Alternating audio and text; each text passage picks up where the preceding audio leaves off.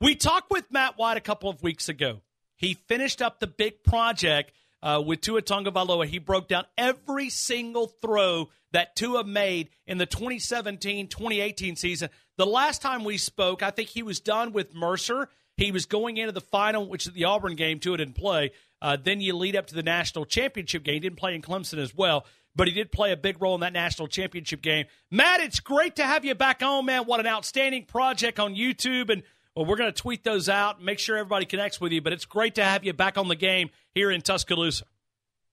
Yeah, my pleasure, man. Hope you guys are having the beautiful weather that we're finally getting over here in the Magnolia State. It seems like we've had 2 straight months of rain. But, yeah, the YouTube series is, at least that particular series, studying through it, kind of wrapped that up today and got the last 11 throws in, 10 throws against Georgia in the fourth quarter for Tua, and then, of course, the shot heard around the world in overtime. All right, so let's go to the national championship game, because the last time we spoke, we were – and I think this is the third time you and I have had a conversation about this. I thought it was an outstanding project to go through every single throw that Tua Tagovailoa made. Let's work our way to the second half of that Georgia-Alabama national championship game and kind of begin to kind of help us understand your take from your perspective. Yeah. Well, one thing that jumps out at me is the way the kid responded, the way the team kind of responded to him in that fourth quarter. And the way that I looked at least in terms of the length of the videos that you put on YouTube, he had 24 throws in that game, all in the second half, and the one throw in overtime. And 24 throws make for a really long video, so I split them up, and I kind of looked at the third quarter and then looked at the fourth quarter overtime. And, he finished the game 12 for 24 in the game. But what stands out to me is he went 7 for his last 11 throws in that game. And there were a couple of drives where they had to score there in the fourth quarter. They had the one drive where they were simply kind of trying to, eat up the clock and get it in field goal range, what they were successful in doing. It was not necessarily a drive where they're trying to go score a touchdown. They just missed the field goal. And then, of course, looking at the throw at the end. And I felt like, yeah, he had some hiccups. And Ryan, throughout the year, he was getting, in the games and playing and throwing 9 passes here, 10 or 11 throws. And in that national title game on that stage, he threw it 24 times, twice as many times he threw the ball in that game than any of the other games, single game. And so it was the first time really that you saw a freshman move or two, the kinds of things that you expect a freshman to do every now and then. The busted play interception, the throwing it to one guy in the end zone, the other guy catches it, But it was really kind of the first time you saw some of those things in the year. But at the same time, on that stage, he still goes out, finishes the game 7 for his last 11, including 2 touchdowns and the game winner. And so what that means is he goes out there in his freshman year and he throws a touchdown pass every 7 times he threw it. And, guys that win the Heisman, for instance, like you look at Mayfield last year, you look at Jackson the year before. Now, certainly bigger sample size, those guys are throwing the ball 300, 400 times, but on average, those Heisman winners are throwing a touchdown pass about every 8.5 to 9 passes. So it kind of lets you know the productivity of Tua in just a few passes, and that, you could count on it. Every 6 or 7 throws, it's completed in the end zone. We're talking to Matt Wyatt, head-to-head radio there in the state of Mississippi. Matt's a former SEC quarterback, played at Mississippi State, and we're spending some time breaking down a project that he included on YouTube. It's a very simple, it's called Studying Tua. And he did the different things, and he broke it down from his perspective, lets you understand what it is from a quarterback perspective. I want to go back to something you opened up that answer with, and you talked about the team responding. Many times Nick Saban talks about the team picks the guy. The team picks the guy. He talks about taking the bull by the horns. But I'm glad you said that, because I noticed it wasn't just one position. It was everybody else took their game up a notch as well. Did you see that? Well, yeah. When when there's confidence, among your receivers and your tight ends that they're going to get the ball if they're open, there's just a little bit of a different urgency. And it is a coach's job to figure out if you've lost that a little bit and to figure out how to ignite it. And, there's a reason they win all those games under Saban, is they are flexible and they make those decisions at the right time, and that was the right time. I experienced it both ways in my career many years ago when I was playing, Ryan. I had times in my career where I either came off the bench or was like a newly anointed starter, and guys responded to me. There was a new energy. But I also experienced it when you're the old guy and it's not working, and you're just in a little bit of a funk, and they put the other guy in and he sparks things, and you see it happen. So I've seen it from both perspectives. Frankly, watching that championship game, I totally understood what Jalen Hurts was going through. Well, I know exactly what that feels like. Not in a championship game, but, I know what that feels like. And then I also know a little bit of what it feels like to be the young guy to go in and kind of spark your team. And, yes, they responded to Tua because they knew it and everybody else knew it. After watching him throw the ball throughout the year, you knew he was going to make something happen in the pass game. There was no guarantee that he was going to go out and throw the game winner in overtime. There was no guarantee he was going to throw 3 touchdowns against that Georgia defense. But you knew he's going to make a little something happen. And he did. And I think, you said it, Ryan. And everybody right now is asking, who's going to be the Alabama starter? What's the competition going to be like? Is there even a competition? Is Jalen Hurts going to transfer? Look, you're exactly right. And Saban says it well. The team knows before anybody else who the starter is. The team and the players, they don't even need the coach to say, okay, here's our depth chart. They know. Practice tells the tale.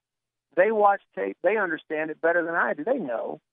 Before you and I ever have a clue who's going to start the first game for Alabama quarterback, the players will have known for a long time because it's earned on the field. It's like I told you the last time we talked.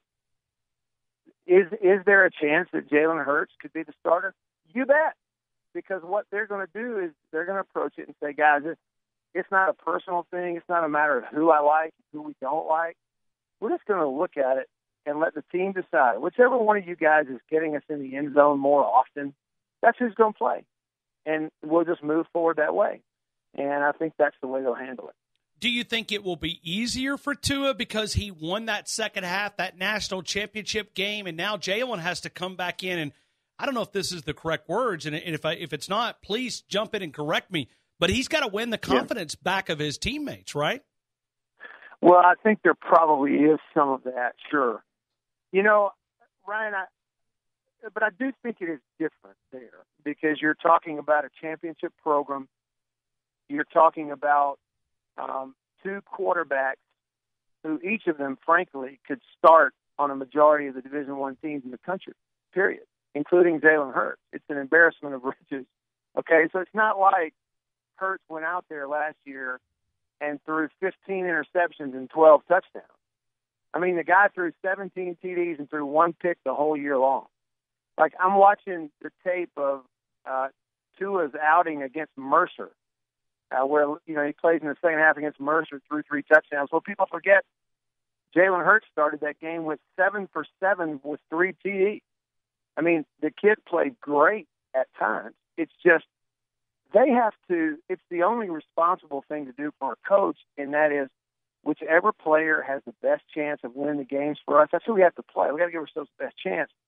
And so, if you can't fool the players. They saw and they know the way Tua is capable of throwing the ball.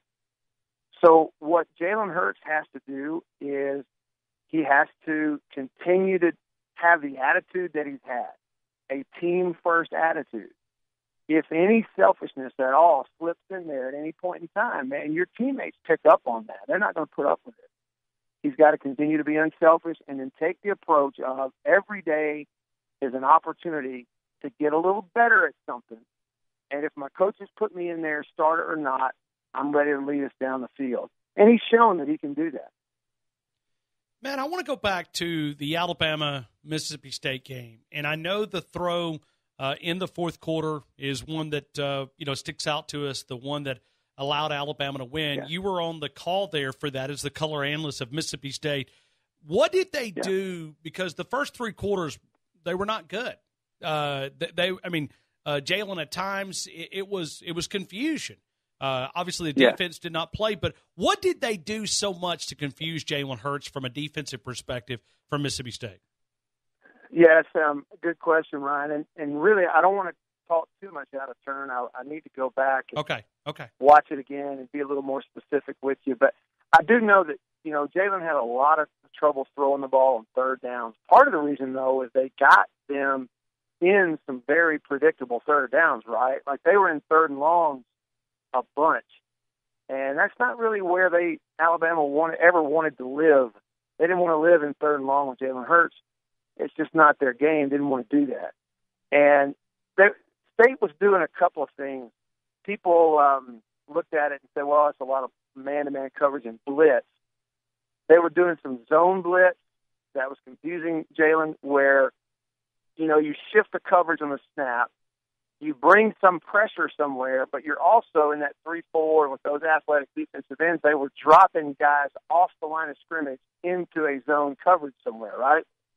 So there were a couple times where they wanted to run that slant route. The one that he ultimately completed at the end for the big play, a couple times they got him where Alabama calls those double slants. State would zone blitz it where they're dropping a guy in the throwing lane off the line of scrimmage and bringing pressure elsewhere. He didn't have somewhere to go with the ball. He holds on to it just a little longer than he should. He wants to see the guy come open before turning it loose to avoid the interception, and he gets hit, right? Well, what they found, I think you could see it throughout the year, the difference in a Tua and the way he was playing is the quickness of the decision to let the ball go. It only came back to haunt him really, a couple of times throughout the whole year. But I think Tua just had that quick trigger, the ability to, without any hesitation, to trust the play, trust the read, and let the ball go. He didn't have to see a guy open. He read the defense and put it in the void. And I think Jalen, that throughout the year, just got in a little bit of a funk where you do that sometimes. Defensive coordinators game plan for you. They force you into mistakes. And he's got to get his confidence back. He's got to get back to pulling that trigger where there's not hesitation. You read the defense, the ball comes out. You can't be worried about interception. We're talking to Matt Wyatt, former SEC quarterback. You've been in some of these quarterback battles, and I've asked you this before, but I'd love to go back and repeat it since we're 7 days away from, quote, quarterback competition beginning in Tuscaloosa.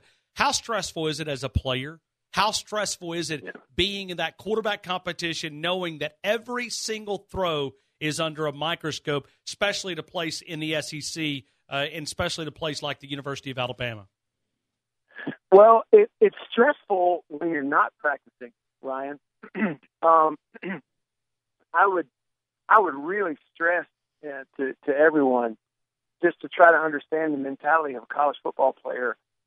Look, man, your entire identity as a person, it may not be healthy even, but your entire self-identity is wrapped up in you are a ball player. It's what you think about. It's all you want to do. It's why you go to school. It's so you can play. So the stressful part of the year is right now when you're not practicing, when everybody's talking about you. When Ryan Fowler in Tuscaloosa is interviewing some guy in Mississippi and they're talking about my play, and I can't get out on the field and do anything about it. That's stressful. What's not stressful at all is for those guys at that age, at that point in their life, to put on the pads and helmet and go play ball and practice. It's what they do. That's stress relief right there. It's like when, an extreme example would be when, a player has a tragedy that they go through, or a team has a death, of one of their team members. They'll always tell you the best therapy is to put the pads on and go back to practice, because that's where you block everything else out. And life seems normal when you're going through drills. So the stress is about to go away. for those two quarterbacks. It really is. It's fun. It's fun to compete. They'll love it. The stressful time will be when spring practice is over and you go through the summer. And who is coach going to take to media day? And what are they saying about me on this show and that show? Who is starting A-Day? Who's starting A-Day? We're talking about who's starting spring football game, right? I mean, only in Tuscaloosa, Alabama are we worried about that, but we're monitoring that as we speak. And you should be. And that's what makes it fun. That's what makes it fun. But they'll be fine. You put a helmet and the pads on a football player, and all is right with the world as far as he's concerned. What can you tell me that maybe is not out there about Joe Moorhead and what he's going to bring to Mississippi State? Yeah, I'm really interested to watch him practice, and he's going to kind of open it up to us to let us watch him practice, which is like different than Mullen. But I would just tell you, Ryan, I look forward to you and other people around the SEC getting to meet Joe at like media days and other stuff here in the off season, because he's I hope I can say this the right way. He's like disarmingly down to earth. He's just an everyday guy, man, blue collar. People see him all over Starkville, like hanging out, watching his kids play Little League basketball and stuff. He's just a guy. On top of that, he's like super no-nonsense in the way he's approaching the offense. And I think what he's going to do is bring some variety and some change-ups. If I were to make a baseball reference, Mullen, he's a heck of an offensive football coach, man. And he's like the Bulldog starting pitcher on the mound who's got a fastball and a breaking ball. And he's going to throw those two and stick to it and stick to it. And he's going to drive you crazy throwing breaking balls that bounce on the plate and you eventually swing and miss. Moorhead's a little different. Moorhead's going to add in a change-up. He's going to throw a two-seamer, a four-seamer, and every now and then he's going to drop down and throw it submarine sidearm. And so I think it's going to be fun to watch his offenses play. Matt Wyatt, outstanding job on the project on YouTube. I have enjoyed it. It's provided insight, and it's fun to pick. And see, you don't understand this because you are one, but it's fun to pick quarterback brains, okay? Because you guys have a different understanding of the game. A wide receiver, if you talk to a wide receiver, he knows what a wide receiver is supposed to do. If you talk to a running back, he knows what a running back is going to do. You talk to a left guard, he knows what a guard's going to do.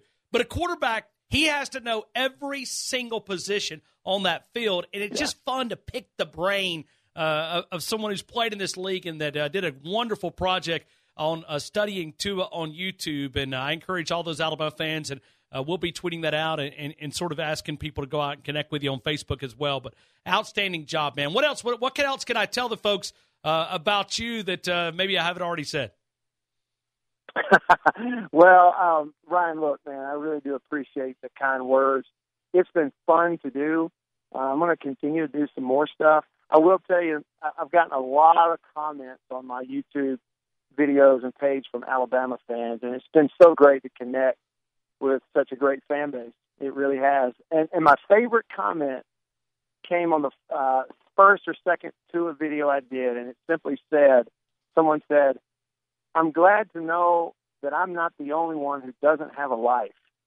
And I thought, that's perfect. Yeah, here I sit in my office with the lights off, editing video that happened months ago. But, I really love it. I appreciate the kind words, and all the positive feedback just makes me want to do more of that. So thanks to all the Crimson Tide fans. Absolutely. Matt Wyatt, connect with him, Radio Wyatt, on the Twitter account, head-to-head, former SEC quarterback, played at Mississippi State. But I got to get that Auburn photo off of your Twitter. I mean, if I have to go to the Bryant Museum and find a moment in time where you're playing against Alabama just to get that Auburn logo, or let's Photoshop it out, man.